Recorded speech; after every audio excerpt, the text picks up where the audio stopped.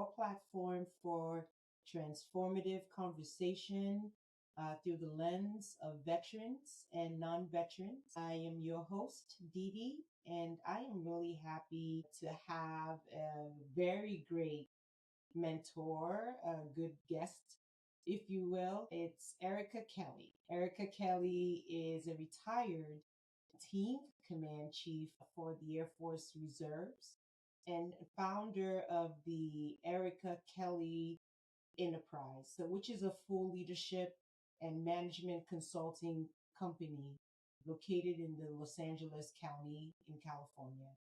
And her professional teams, they have over 25 years in the executive coaching leadership development arena and serve a wide range of industries that include the solopreneurs, small and large businesses, as well as global corporations. Ericka is also author of an amazing book, Take Charge of Your Military Transition, a 5-step roadmap to post-military success. And I must say, the layout of that book is quite fantastic. It's a really great book. It's well written and incredibly easy to follow. Providing readers, it's like a. I love the way Kelly crafted the book, where it provides leaders with FAQs, frequently asked questions. It has suggested tools and resources and practical results to aid in transitioning from the military to the civilian life. And also, each chapter that she has a summary, particularly helpful for readers looking to grasp concepts quickly. So, with that, welcome to this podcast, Ericka.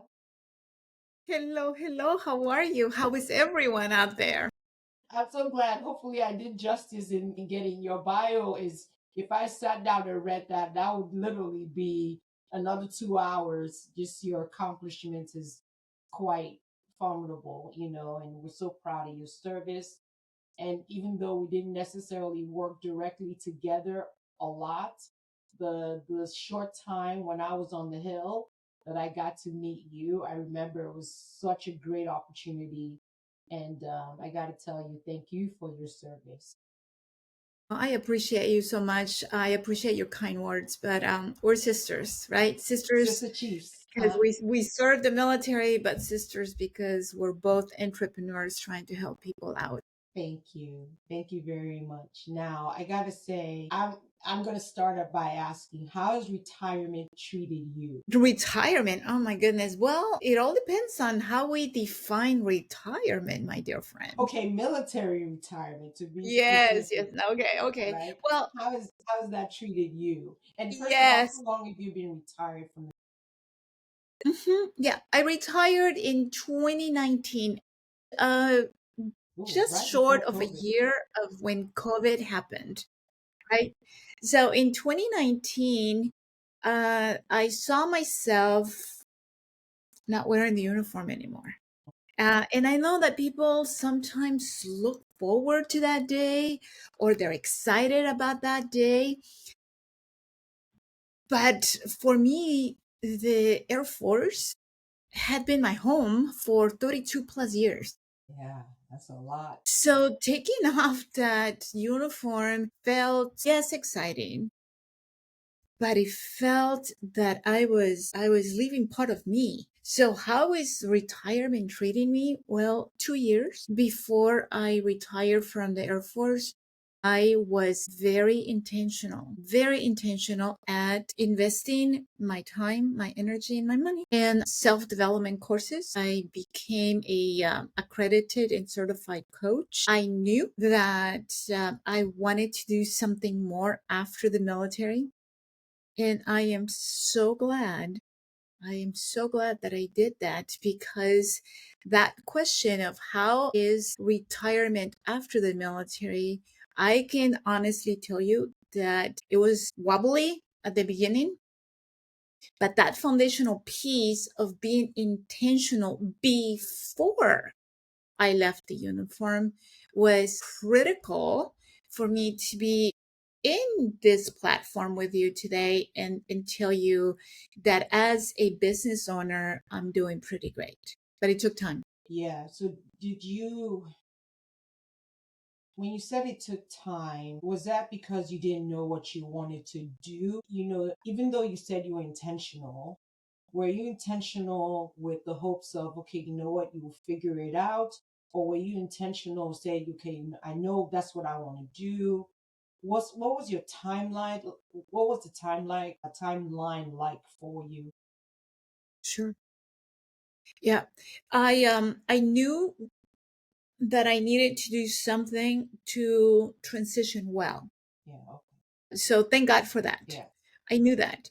So when I decided to invest money and time, I did it not with the thought of me becoming a business owner. I did it for the only reason, and that is to put my head straight, to transition mentally well out of the military. And when I was going through the process of self growth and self development and learning, one of my earliest mentors is in this marathon was Dr. John C. Maxwell. Mm-hmm. And some of the military, not just the Air Force, but military as a whole, know that Dr. Maxwell is a guru when it comes to leadership. And now I can say that I am at the executive level with the Maxwell team, which is a pretty awesome Phenomenal. honor for me. Yeah. But that was my first step, Okay. self growth. And then when I went to that conference, first conference, and I realized, okay, this is really good for me, but man, it's opening doors of me still teaching, of me facilitating classes, of me being a coach, Yeah. being a mentor. Yeah. And then the light went on, Chief. And I said, "Uh, I think I found a different tribe, but a tribe that's going to welcome me, a tribe that I can love, and a tribe where I can continue to give back, and a tribe where I can continue to grow." So Dr. Maxwell says, and I think we all say it in one way or another, but he says there is no finish line when it comes to leadership. I agree. And there's no finish line to self growth and self development and not living life from a title or a position that we used to have, right? Yeah. How about living life because of how amazing you are today? Sure. And just like you said, beyond the title, I think when I look across the spectrum of our peers, right, and I see a lot of retired chiefs, we are always looking to continue the connection of people because at our level that was primarily, I mean, if you did it right, you did everything to for people, taking care of people, communicating, and caring and giving back. And so when we leave, I'm not saying that's for everybody, but for the most people that I've spoken to, that seems to be still the draw. It's something that whatever it is we do in our next life post uniform, we still want to connect. And just like you, I kept thinking to myself, okay, what is it that I wanted to do? I flirted with a lot of different things. I was intentional from when I was 20 years in service because I've always mentored that once you hit 20, your mindset of leaving the military every year, you should kind of embody that. Of course, you want to keep going. If you make that E9 rank, and then let's say you think to yourself, well, I can make command chief. I could keep going and doing other things and having different positions, right? And maybe hitting the 30-year mark like you, 32 and on. You're doing a lot, but eventually it still comes down to people. And so you find yourself, okay, I mean, people having leadership consulting, public speaking, resiliency training, whatever that thing is. And I gotta say, eventually, it's not easy because I messed around with it up and down. I mean, I love legislation. I wanted to go back and work on the Hill. I loved working that. But then I thought again to myself, I'm like, I had a lot of medical therapy and appointments, and I didn't want to have to tell my bosses why I couldn't be at work anymore and why I needed to get out of work at noon and, and all that, And so I was like, okay, I wanted a remote job. And then I'm like, okay, no, I like people. Remote jobs are going to be boring. So eventually I decided to just take a year off and try to listen to myself and figure out what it is I wanted to do. And I didn't know if in your case, if you take any time off at all, or did you just kind of jump right into, okay, I'm going to do this thing, this next thing? Yeah. It seems same with you, right? I think that going through that transitional piece while still in uniform um, gave me that spark that I needed to get ready, but to get ready for the unknown. So it's still unknown what we're getting ready for. But I do remember I retired. I retired one day, and the next day I am in City Hall in Long Beach, California, applying for Okay. my business license. Really? You knew just like So that? just like that, no time. Wow. And I say that because those 2 years still in uniform allowed me to mentor differently, right? Because now I have the tools that the military gave me, but I also have the tools of some pretty amazing, extraordinary humans in the civilian side that are mentoring me now. So for 2 years before retiring, I was practicing my craft. I was mentoring differently. I was coaching. Mentoring and coaching are two different things. I Yeah. was coaching. I was facilitating training. I was doing, even as a MatchCom command chief, I was doing lunch and learns. I was talking to people. I was having fun, Yeah. fun my Yeah. last 2 years. But I can tell you something that, and I share that in my book. I made a huge mistake. So that I was preparing for civilian life, I did that. But I made a huge mistake. Mm. And that is that I continue to work. And life is life in the military. Yeah. Emergencies are going to happen every single day. And when I needed to go to some doctors, go to some appointments, take care of some things that I needed to take care of, I chose to put that aside and I chose mission. I chose Air Force. And I remember getting ready to go on terminal leave. And I remember the 3-star general that I served and worked for saying, we need you to go here, here, and here, right? He doesn't know terminal leave, right? And instead of standing up and saying, I appreciate that, sir, I appreciate that you're trusting me to still do this, this, and this, I didn't. I pushed my terminal leave to the side and I worked till the last day that I was allowed to work on my orders. And I say that that was a mistake because now on the other side, when the bus leaves and we're on the other side, right? We're out of uniform now. Then I realize how much I did hurt some of the benefits that I could have had. How much I did not empower enough people on the way out. And also I didn't give myself, right? I'm retiring one day and applying for a business license the next. Yeah. And it sounds kind of like, how did you do that? And So maybe rush. some will go, yay. Yeah. But no, my dear friends, listen to me. I mean, listen to me, please. That's not healthy. No. That's not healthy. No. I It, needed that downtime and I didn't give it to myself. yeah, because I mean, again, you definitely, I didn't, I took time. Well, no, that's not even true. I jumped right into in a contracting role, right? Yes. And that's Yes. because I honestly was afraid of taking time off for myself. I was afraid Hmm. of what that looked like to not work. You're not like on leave, on vacation. You're literally telling yourself, I have nothing to do. And I jumped at the opportunity of having a mentor say, hey, you know what? Let me refer you to apply for this position. You get the position and you're almost afraid to say no.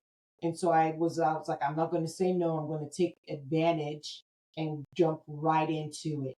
So I went from being on terminal leave and jumping right into it just like you. But then I did it and I was so dissatisfied. I Yes. wasn't happy. And then I did that for I think 6 months and I was done. And I Hmm. said, I'll take some time off legitimately and listen to myself and listen to and get perspective from others and do this thing, this podcast thing, right? So I got to say, when I was in the uniform, I wasn't ready to leave. If you go through some of my episodes, I talk about my struggles when I was sick. I wasn't ready Hmm. and I didn't see it coming. But I think also what hurt for me was that I felt that the leadership I had at the time had written me off. So part of my decision to get out had to do even with that. I felt like there was a lack of understanding of what I was going through with my diagnoses and the request or the demands of the therapy I had to do. And because of that, the leadership I had at that time, they said they supported me, but there's something to say that they support you and actually doing it. I That's remember right. being in meetings and I felt so dismissed. And you know how that is, because you're supposed to be the right hand man, woman of your principal. But when you go into meetings and you felt like they were asking you questions out of just, do you have any questions, chief? And it's not genuine, you could feel it. When you're the last person, and it's either that was happening, or on the other end, it was more like, hey, chief, why didn't you do this? Where have you been? And I'm just like, I was at a Fisher house. I was, Hmm. I'd had to kind of apologizing for something that was out of my control. And it literally got so exhausting. And that was when I decided to pull the plug. So I'm like, it wasn't a 30-year thing. And now I'm grateful for the support that I had, but the support that I have were not really from the people that I expected that support from. And then I was like, you know what? It was time to pull the plug. So no regrets. I believe everything for a reason. I have no regrets. It was tough. So I had to mentally kind of divorce myself from that thinking, right? So in reading your book, I always try to put myself somewhat in that realm. But before I go into the book, let's talk about your consulting business, right? How does that connect with veterans and military personnel? And what inspired you to create this venture? I know you talked a little bit about that, but more importantly, talk about your consulting business, right? How does that have any connection with veterans? Are you also dealing with non-veterans and marketing yourself out there, and how are you doing? Yeah, thank you. That's a great question. Yes, my business as a coach is mostly civilian, believe it or not. Really? So I am I'm blessed to have civilian, very high executive coaching clients.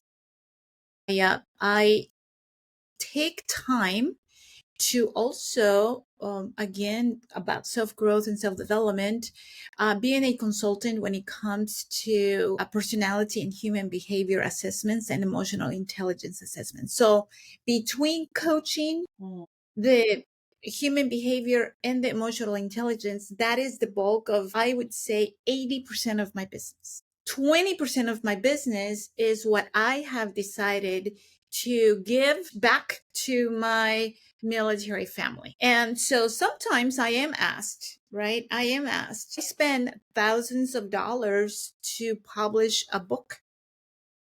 And the reason and the answer is very, very simple. And that is that I don't want any veteran that is struggling in that phase of the unknown to stay there. We all have to go through it. We all have to go through it. Transition is going to happen if we like it or not, if we want it or not. But it's how is that transition changing us, and how are we allowing, we are in control, we have the choice, we are the ones that need to have the mindset to walk through that transition, being able to take care of ourselves and being able to still be the providers, if we are the providers of our families, and get to that other side.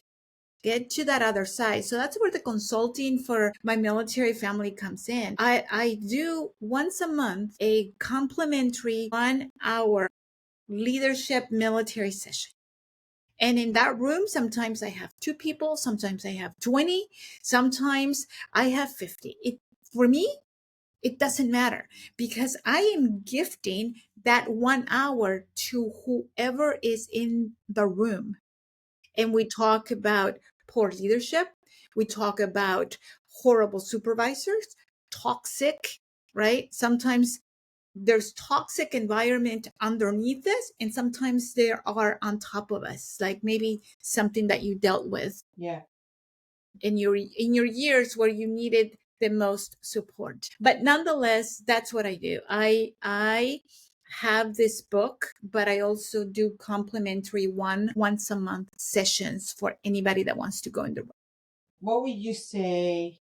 What were your the highs and lows, right, for starting this consulting business? What were some of your highs, and what were some of the lows? I can't even imagine this business, right? Yeah. So the highs and lows, and I think I talk about it a little bit in the book, is that having so much time in the military does such a fantastic job. They do great job at conditioning us, at programming us. We see someone in uniform and we just see them, and we know rank, we know career fields, we know kind of how long. I mean, just we don't even have to say a word, but we see someone and we know so much about them already, right? And one of them is that they're on our side because they're wearing possibly the same uniform that we are, right? A uniform is a uniform. So the biggest down for me was that I needed to learn business language. I couldn't speak military to a civilian community. They don't get it. They don't get it. They don't get it fully. They know how to, this is no disrespect to the civilians out there, but they know how to say, thank you for your service when they find out that we have served. But I learned very quickly that they really don't know what they're saying thank you for. They appreciate it, but do they really know what they're thanking us for?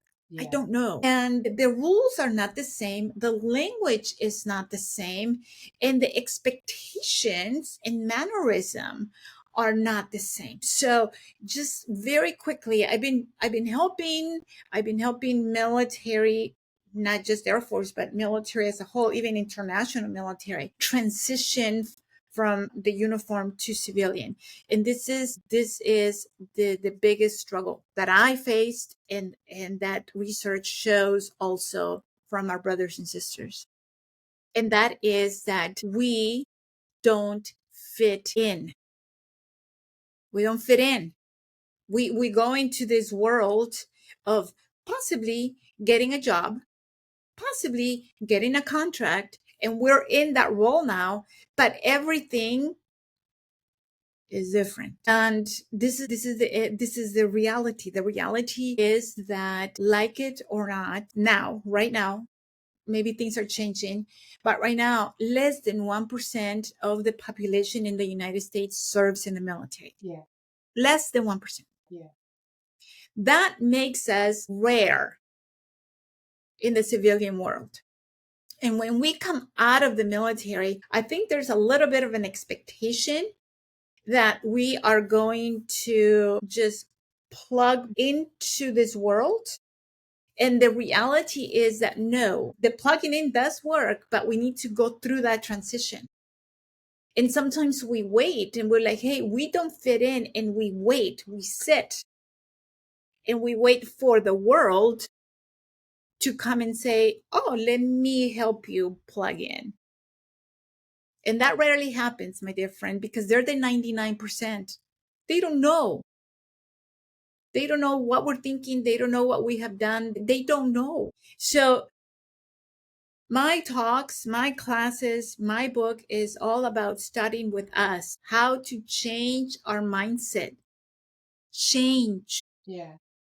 unlearn, not disregard, not disregard the amazing things that we have accomplished in uniform, but unlearn some of that programming that the military gave us so we have room to learn what we need to learn to either own a business, work for a company, or be a contractor. If not, we're going to be miserable. It's going to be a job. A job. And a job is not purpose. A job is what we get when we're teenagers and we work for McDonald's or Burger King or Chick-fil-A. Yeah. That's a job. A career is something that gives us, let's say, a 20-year retirement. And then a purpose, that purpose of us being significant in, that's not measurable. That's deep. That's not measurable. You're right. Now, my thing is, in your consulting, do you see with the civilian side, right? What sector do you see the most that come to you? Have you done that kind of stats, or does it just run the gamut? No, so my niche, Yeah. right, in business, my niche is the executive level Okay. of leadership in the civilian organizations. Got it. Okay. All right. And so let me share why. Okay. Let me share why, because it's hugely important. So please tell me if it makes sense. I hope that it makes sense to your audience. But in leadership, if you and I concentrate on the top 10% of that leadership pyramid, if we can call it that, if we concentrate on the top 10, they have the control, the money, the authority, and the confidence to influence and trickle that leadership or what they're learning down to the 90%. Okay? If we help the bottom 10% of an organization, is so hard for that bottom 10% to influence all the way to the top 10%. So if you influence the top 10, that goodness is going to get down to the ground. If we start helping at the ground, they don't have the money, they don't have the confidence yet, they don't have the skills yet, they don't have the choice yet of moving what they're learning, as good as it is, to push it up. That's why when you have really good people at the bottom, like really good people at the bottom, and you have horrible leadership on top of them, is I'm out. Right. Because I'm out. yeah, because you're looking at, at that top level, that's a culture. They control the culture of an organization. And when you're thinking of your lower level, we're more focused on the climate. You know, a lot of people interchange those two terms, culture and climate. If you want to find if a rotten culture, look not only you got to look up and you can see that there's a lot of toxicity and issues going up at that top 10%. And so just like you said, it's a culture thing versus a climate thing. Yes, Okay. ma'am. Yeah. Now let's talk about your book. Yes. All right. So where did how did you know, first of all, you wanted to be an author? And then what made you start to shape what is now taking charge of military transition? And then how did you come up with those 5 steps? Is that something that's organic for you? Did you get this from other people's ideas? No, well, how did I think of becoming an author? Mhm. I wasn't thinking of that. You just I really you wasn't. just woke up But one day and that's started writing. nope, nope, nope. So this is how it works. If you and I surround ourselves with an amazing inner circle Mhm. of people that are like-minded, they're going to give you ideas. They're going to give you ideas on how to move forward. And sometimes, right? And I don't know if it happened to you, but it happened to me as maybe a young airman. I'm an immigrant to the United States. English is my second language. I mean, I weigh 110 pounds, right?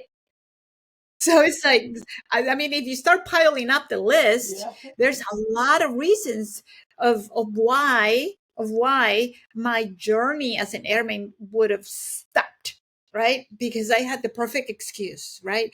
My accent, my gender, my background, whatever. Which is your strength. But again, it's all about how do you think about it, Yeah. right?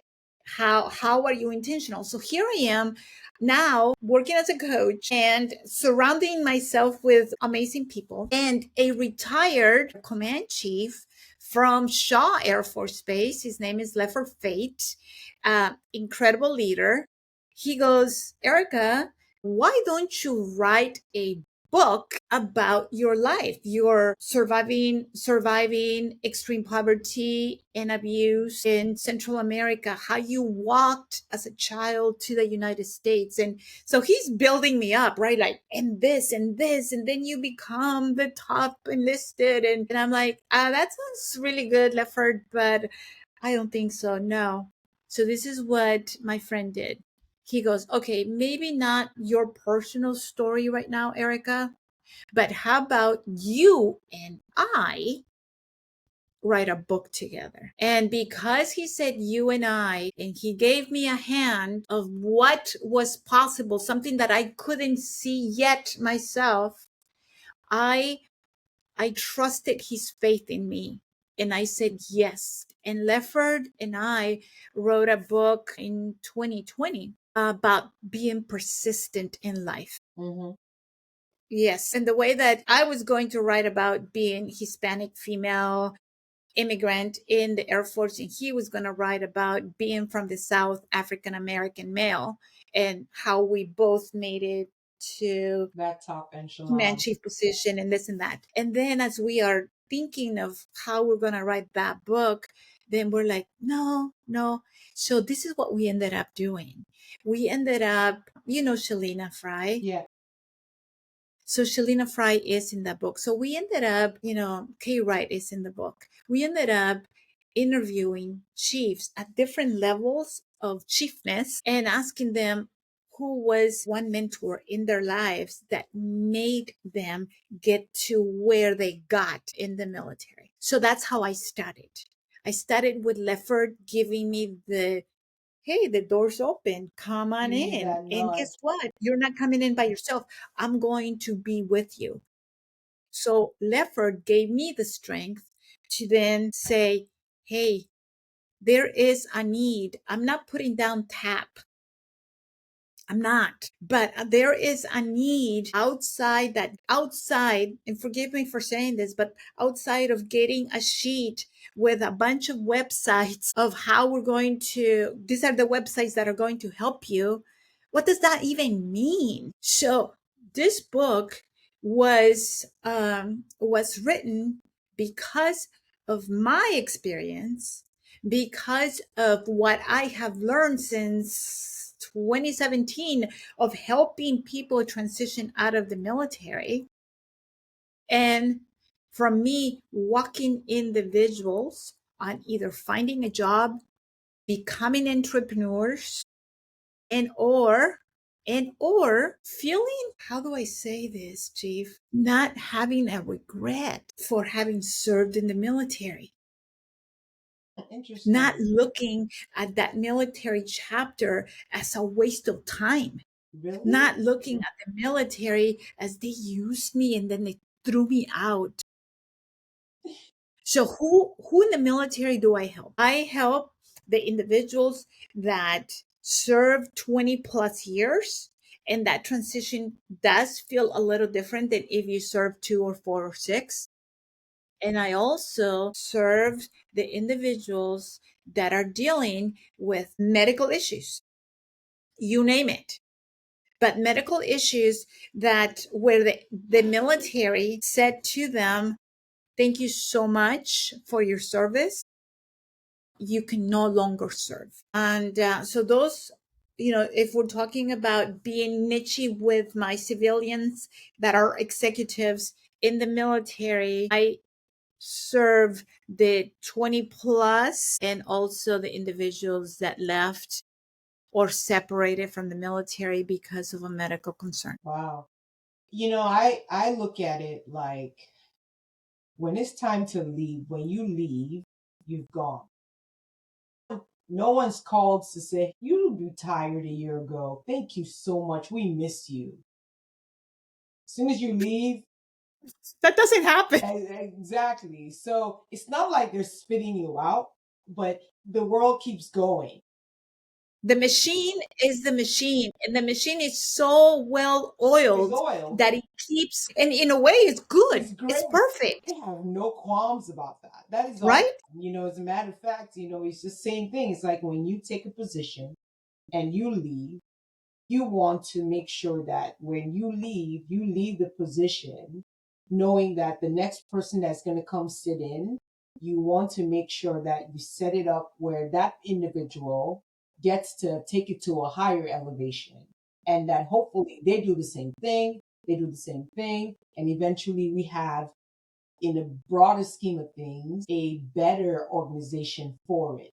And so you hope for that. I don't expect, I wouldn't say they spat me out, it's like, I didn't have that feeling at all. Again, your book really does outline a lot of great things. So I'm glad you had that great mentor to have you sit down and think and say, hey, you know what, write the book. And I've not read that one. What is that? What's the title of that? Persistence. I And haven't heard persistence, that. it's an acronym. Yeah, it has pretty incredible chiefs in it, and I'm sure that you're gonna know I know most you're of them. gonna know 80% of those chiefs in the book. Yeah. But knowing them and actually listening to their thought process and what makes them think the way they think is pretty unique. And I said this, if you go to my other podcast episodes, we'll talk about the fact that at one point I sat down and I said, I don't want to sit down and do this podcast and this media thing. I feel like every chief that retires is doing it. And then, when I started to really dig into it, we do have similar journeys, but from a very different lens and We perspective, do. and that you can have all of us right, and eventually we will say something different. And people that are listening or buying whatever it is into our products, whether it's podcast, a book, a consulting session, will get something that is unique to them. Will have a perspective that is unique to them. So long story short, you can't have too many, right? You can't have too many books. You can't have too many podcasts because, you will connect with someone will connect with you versus me, or, and that's not a bad thing, right? Their experience might identify. I'm a first generation Nigerian American.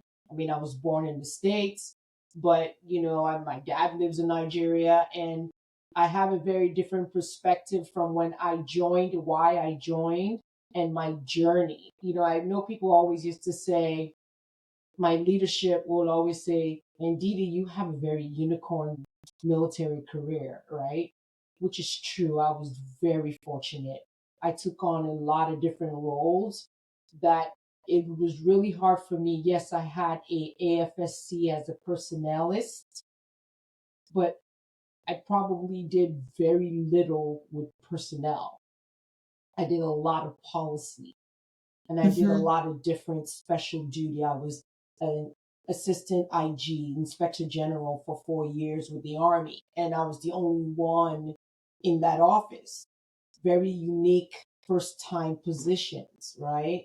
And so I'm very grateful for those journeys. In your book, The Take Charge of Your Military Transition, you do talk about 5 steps, obviously, 5 roadmaps. Can you kind of give a summary to what those 5 steps are? Obviously, I don't want to go too deep because I want people to actually get this book as a real read, good read. But give a generalization on some of that 5 steps and how you came up with those 5 steps. Are those your original 5 steps? Or are those Yes. 5 steps that, yeah, okay. So those are 5 steps you crafted the last 2 years, or is that a span of your 32 years? It's a lifetime 5 steps. Okay. So I'm using the 5 steps to help my brothers and sisters that are transitioning from the military. But if you take those 5 steps um, and you take the cover off the book, they're very personal 5 steps. Yeah. And one is your mindset. How are you thinking about yourself? How are you thinking about how you want to move forward? Because if we don't know where we are and don't know where we want to go, it's going to be very difficult to get there. And any shiny object is going to detract you from your dream.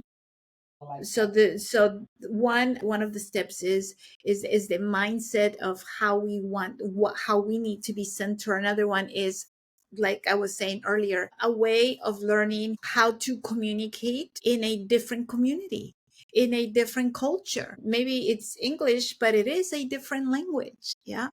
And how do you do that? Well, then I touch a little bit on getting to know your personality. How do you communicate? How do you perceive others communicating with you? Yeah. Yeah. And then another, maybe a third point that I can make up on the book is that necessary, critical inner circle that we need to have.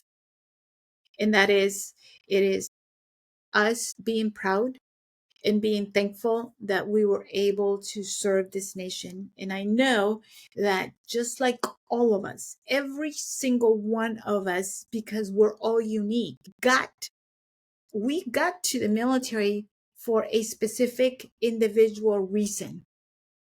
When we leave the military, even though it's a date, even though it's going to happen, that transition, the word is the same, but the dynamics in our lives, our family, our careers, what we want to do, our fears of being accepted, our fears of being criticized, our fears of becoming invisible, our fears of not being safe, of not belonging anymore, of our presence not mattering anymore, You said is not being all the safe. things that I talk about in the book. You said not being safe. Can you talk about that? I when you mean Yeah. not being safe. Yeah. Safety for me is, I do a class on values because I love to showcase to people that sometimes we hold on to let's just use the Air Force as an example. We hold on to the core values, the 3 core values of the Air Force. Yeah. But as we are transitioning out of the military, do we know, okay, those are the Air Force's core values, and yes, they were ours, but what are your core values, your personal core values? So one of those core values for me is safety. Why?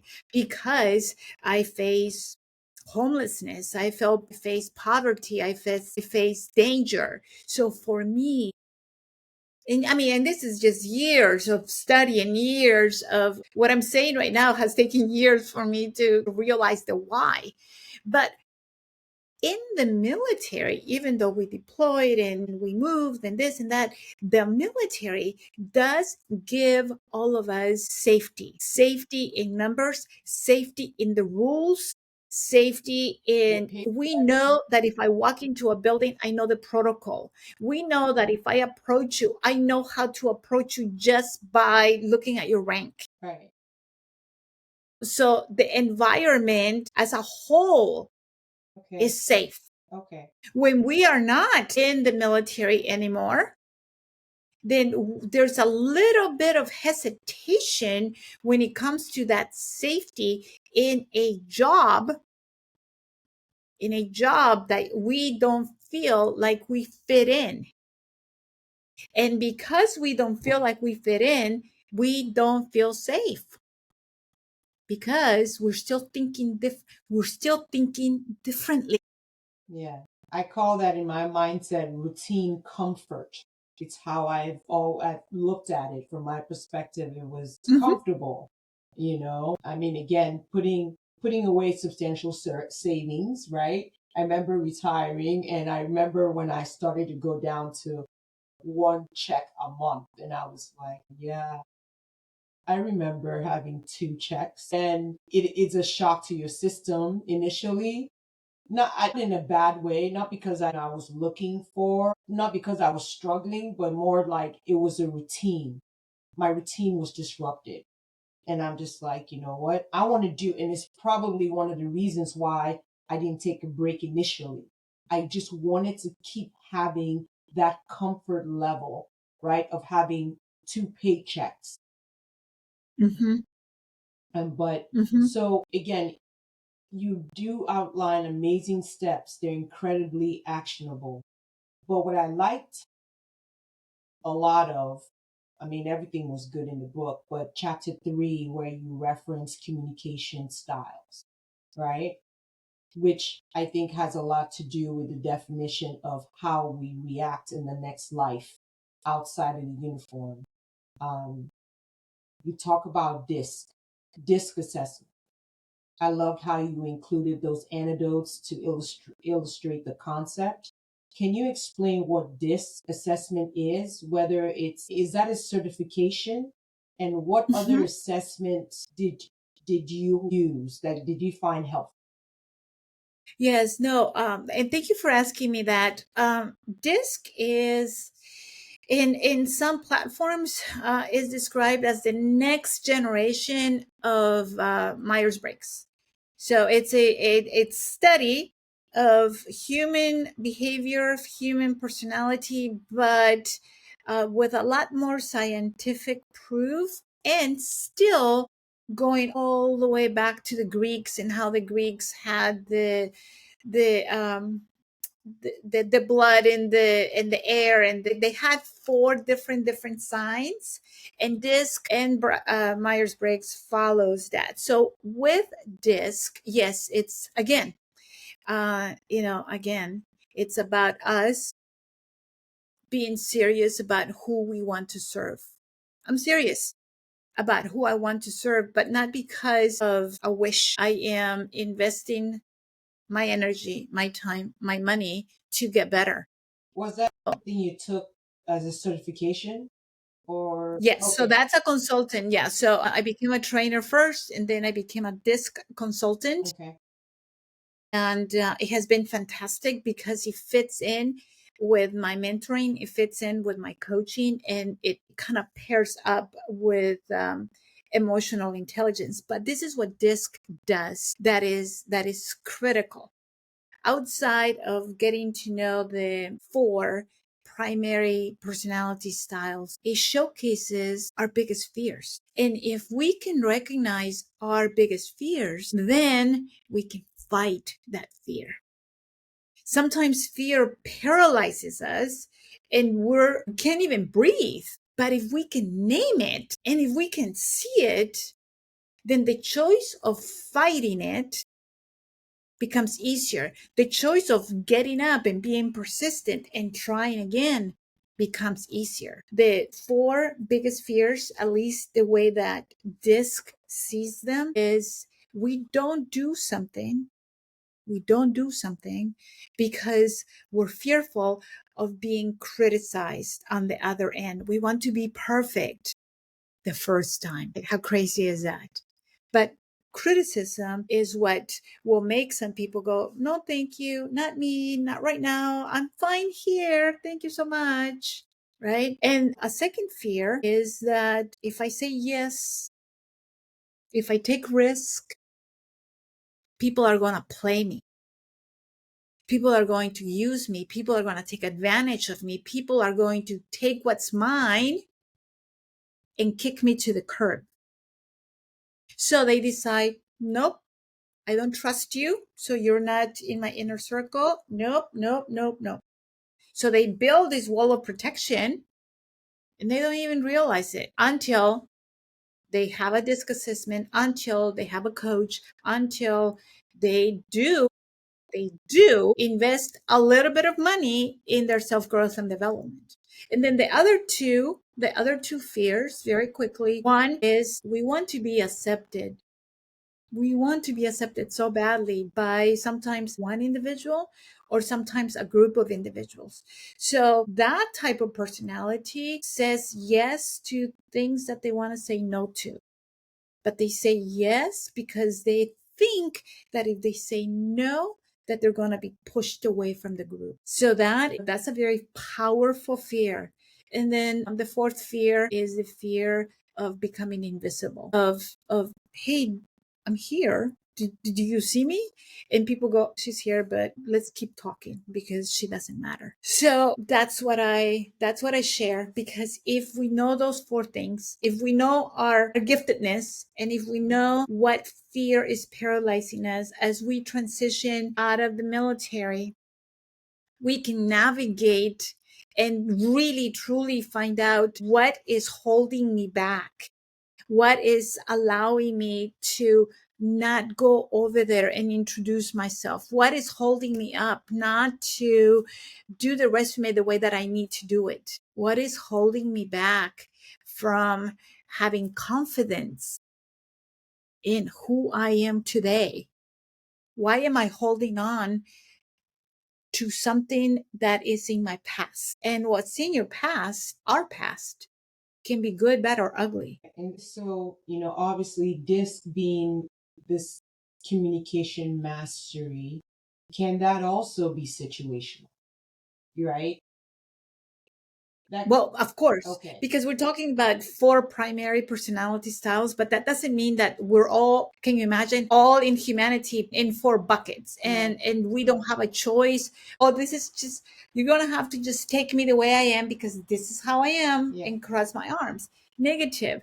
It's about finding out what is your familiar. Yeah. What is your core? Yeah.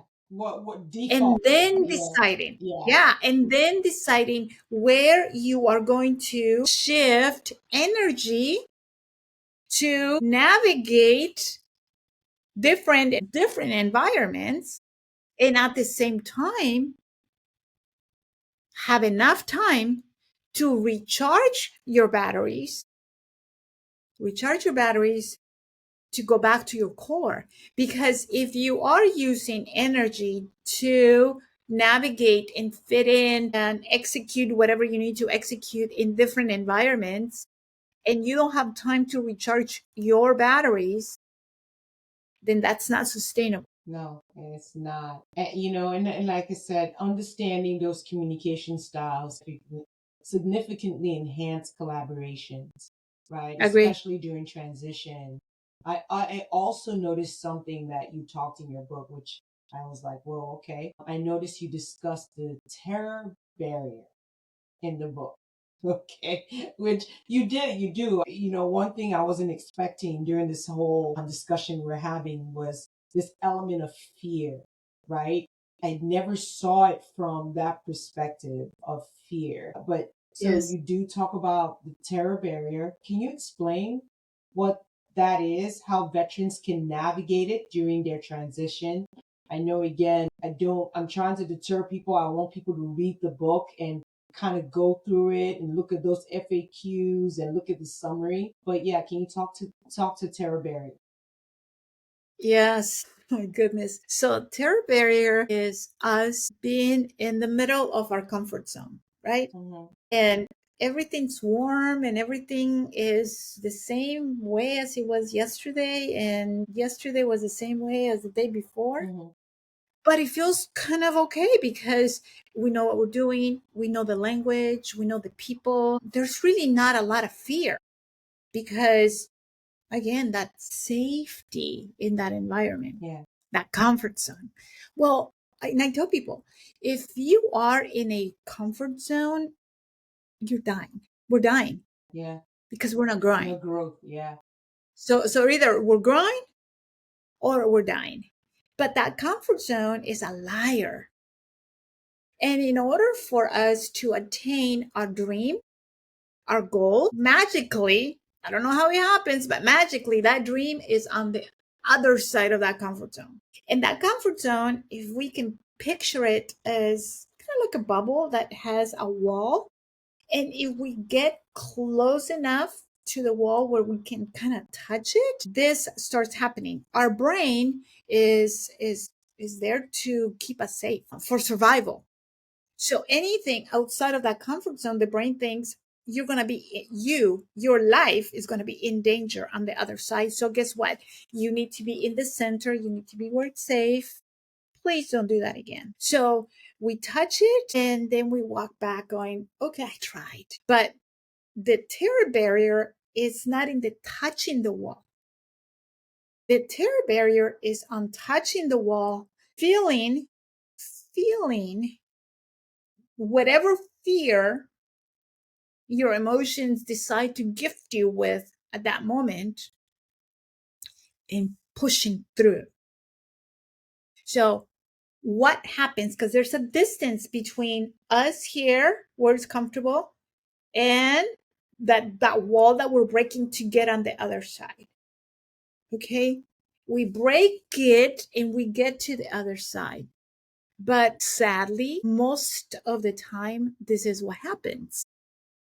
Right? We break the wall and we're like, yes, I did it. That fear, anxiety, and worry, those three things, my dear, we're on the other side. We are on the other side of that comfort zone. But those three things grab us and squeeze us so hard that if we're not careful and intentional, those three things grab us so hard, they push us, pull us, whatever you want to call it, back to the center of that comfort zone. And those feelings tell us, don't do it again. It's too dangerous. Yeah. And if we're not careful, we fold and we say, you're right. It was really scary. I don't want to do it again. I don't want to go through that pain again. I don't want to feel that again. And some of us don't ever try again. Yeah. Oh yeah. I read that and I had like this little conviction is did I get out of the military out of my terror barrier? Because again, I was not used to what I'll be honest, I felt like I failed. You have this vision in your head on what your exit will look like. You'll do this 30 years, you'll go in and become this whatever that is in your mind, your goal, you don't get there and you start to doubt yourself. Did I make the mistake of doing this? X, Y, Z. I don't want a rejection. I don't want this and I'm ready to leave. And so that was one that I kind of struggled with for a while. But reading that book, I was like, man, this book is talking about me. And I kept looking, and I felt a little guilty. I didn't want to read that chapter, and then I went back to it. And so, but yeah, it's you do provide a lot of great insights in this book. It's definitely a reminder that change is undeniably daunting, and acknowledging those feelings can make a significant difference. Kelly, Erica, finally, as we wrap up, how can listeners get their hands on your book, and then taking charge of how can they get? You talked about persistence, right? And you said it's an acronym. What's the full acronym for that? What's you said it's an acronym? What's the full? Yes, yes, yes. Let me. I'm just So this is what the book looks like okay for because persistence. I don't know if you can see it. you and I see it in the backdrop. Yeah, I do. And so persistence in the back is what the acronym stands for. Okay. So very quickly, the P stands for passion, and this is K Wright's chapter, Okay. right? The passion, excellence, resiliency, significance, identity, service, transformation, enthusiasm, novel or being novel on a specific campaign, compassionate, and being an encourager. What was your chapter? So and so each so we interview different chiefs for each Okay. of the Okay. So chapters. you do So interviews. Space Force is here. Yeah. Okay. Did you have any chapter for yourself or no? It's the chapter for ourselves is Lefford and I introducing and being the people interviewing Got the it. other chiefs. So yes, and then this one is the one that we've been talking about. Take Yes. charge of your military transition. Both books are in Amazon, and also you can find them in my website. But I would just invite people to come to my complimentary session once a month, or if you want to, right, just schedule a half hour complimentary session with me so we can brainstorm. I mean, Didi, there's so many people. Statistics show that two things. So one, that a transitioning military member sometimes has five, sometimes six different jobs in the first year. Yeah. Again, going back because they don't know themselves, they don't know their personality fully, and on and on and on. What we talked about, 5 to 6 jobs a year because they can't fit in. And on the other side, because I live on the corporate side, right? The organizations that hire veterans are also frustrated. Why? Because they're giving opportunities to veterans, but veterans don't last in their organizations. And because they haven't served, remember, they're the 99%,